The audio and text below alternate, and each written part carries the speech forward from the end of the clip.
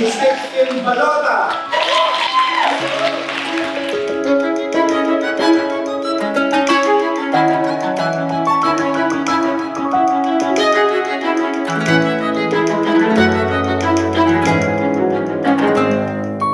Dahil sa experience ko sa Cinemalaya, parang ang sarap lalo gumawa ng magagandang pelikula. Lalo na yung pelikula mo, may magandang mensahe sa mga makakapanood nito.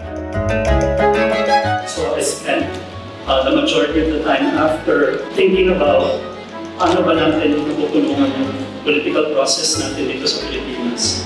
I feel that it should resonate for Broadway audience.